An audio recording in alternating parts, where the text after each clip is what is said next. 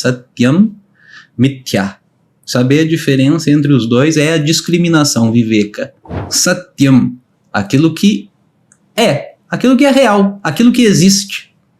Satyam é o real, o existente, aquilo que é. Isso que é o que é real. Quando você vê o pote é. O pote existe. O pote é real. Essa noção de realidade está clara na nossa cabeça. Pote é Satyam. Você tem Satya Buddhi. Você tem essa noção de verdade, de realidade no pote. A palavra Satya, ela indica um certo entendimento sobre as coisas. Entende? Isso é real, isso é verdade, isso é verdadeiro, isso é real. Real em termos de existência, existe. Isso é Satya. E Mithya, ao contrário, significa falso. A palavra, literalmente, Mithya significa aquilo que é falso. A gente sabe também o que é Mithya. Isso é um escorpião? Não. Escorpião é falso aqui na minha mão. Não existe. É Mithya, é falso. Não é. Isso que é Mithya. A gente tem essas noções na cabeça, mas não são noções educadas, advindas de uma discriminação sobre realidade. São noções, na verdade, bastante confusas. Essas noções de verdadeiro e falso, ou real e falso, melhor dizendo. Existente e não existente. Porque a noção de realidade que a gente tem, ela está em tudo, espalhada nos objetos. Tudo é real. O pote é real, o copo é real, o quadro é real, a parede é real, a cadeira é real, o professor é real, o aluno é real, o microfone é... Tudo é real, a mesa é real. Essa noção, ela causa uma inflação ontológica. Tudo é real. Isso é real, aquilo é real, aquilo é real. Várias realidades separadas. Aquilo existe. O pote tem existência. Tudo tem existência. E aí, não só isso, é um mundo mágico. Tudo que a gente vê é real, né? O pote é real, a camisa é real. É um mundo mágico porque as coisas aparecem e desaparecem. O ser, o não ser passa a ser e o ser vai para o não ser. Então, por exemplo, antes do pote existir, onde ele estava? Se o pote existe, tá bom, o pote existe, ok. Aonde ele estava antes dele ser feito? Antes da pessoa pegar e fazer esse pote aqui, onde ele estava, o pote? A pessoa pensa e fala, ele não existia, ele era nada. E a gente está muito confortável com isso. Tudo bem, ele não existia. E ele passou a existir, como se isso fosse uma coisa, mas como se isso fosse muito tranquilo. O não ser passa a ser. Como é possível? Do nada vem alguma coisa. Da onde o pote veio? Da não existência prévia de pote. Que tal essa? Do nada. A não existência prévia do pote quer dizer nada. O zero. O nada. Aí surgiu uma existência chamada pote. E depois o pote quebra. E aí o que acontece? Para onde foi o pote que existia? O pote existente? A gente faz assim. Morreu, né? Como diz o outro. Morreu. Ele morreu. Acabou. Ele foi embora. Se fosse um ser vivo, ele foi pro céu. Poxa, mas que coisa, ele não existia, daí ele passou a existir, agora ele deixou de existir. A existência não existia, aí ela passa a existir, depois ela deixa de existir. Isso é um milagre, é uma mágica. Como é possível que um pote não existente passe a existir e um pote existente se torne não existente? Você vê, com a noção de realidade que a gente tem, o mundo vira um troço mágico. Onde as coisas aparecem, a existência aparece e desaparece. Não se sabe por quê, milagrosamente.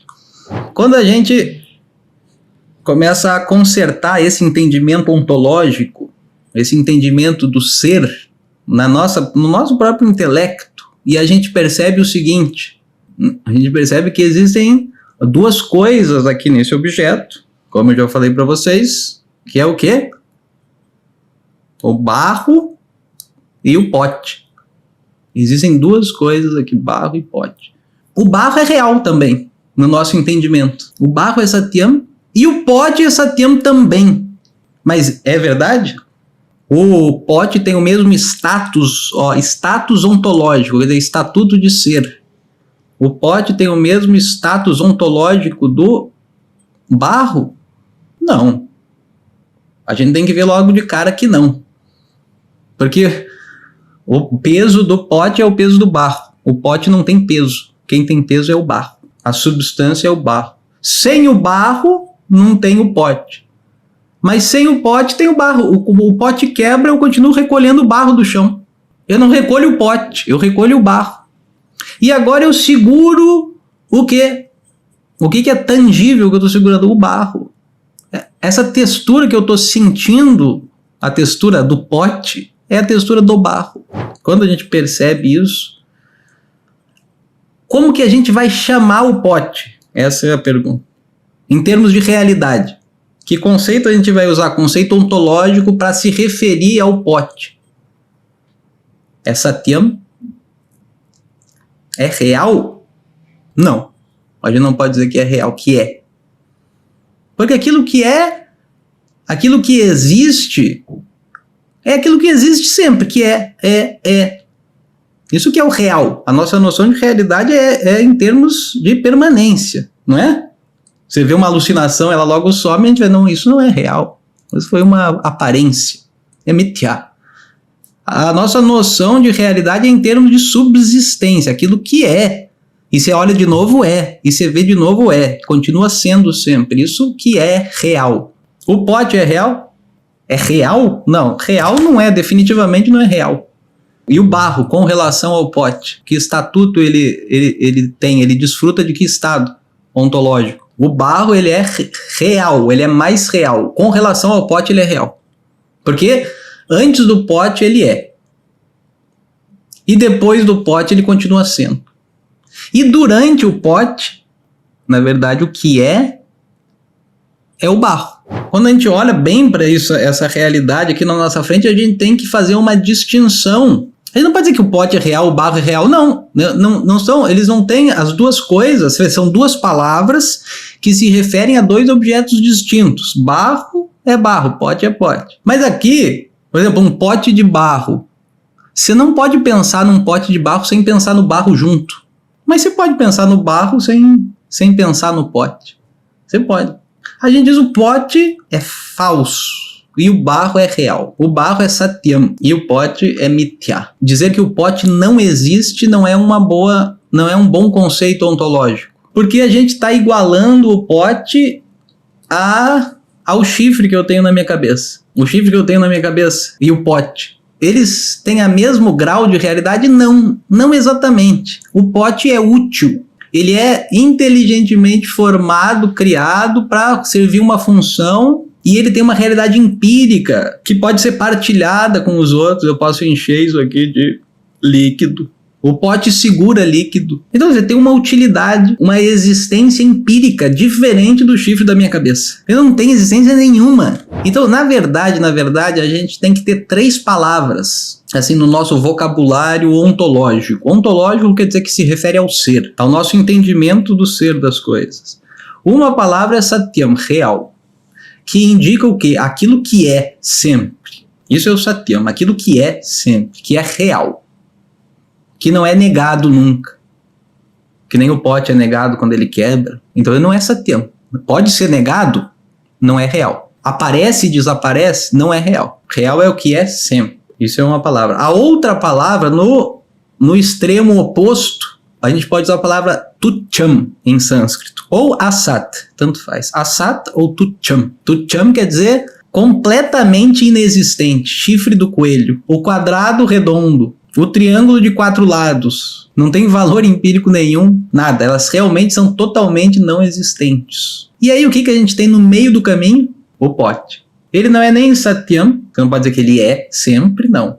Você não pode dizer que ele não tem valor ontológico nenhum, que ele não é nada porque ele cumpre uma função, uma utilidade. Tem alguma existência, mas o que é a existência do Mithya? Aliás, parênteses, esse meio do caminho, a gente chama de Mithya. Se mithya não é nem existente, nem totalmente não existente. Ele tem alguma realidade. Ele desfruta de alguma realidade empírica, funcional, mas mesmo assim ele não é real. Mesmo assim, a gente tem que entender isso. Para muita gente, a prova de realidade de uma coisa é porque ela funciona, ela cumpre uma função. Isso não é prova de realidade. No teu sonho, quando você está sonhando, você bebe água, a água do teu sonho mata a sede do teu sonho. A água tem um valor empírico dentro do sonho. Ela continua sendo falsa. A água do sonho. O mithya, ele não é nem existente, nem completamente não existente. Ele está no meio do caminho. A gente pode usar a palavra aparente. Pode ser uma tradução. O real, o completamente não existente e o aparente. A gente tem que ter essas palavras no nosso intelecto para conseguir entender Vedanta. Om Purnamadav Purnamidam Purnat Purnamudachyate Purnasya Purnamadaya Purnameva Vashishyate Om Shanti Shanti Shanti Harihi Om Shri Gurubhyo Namaha Harihi Om.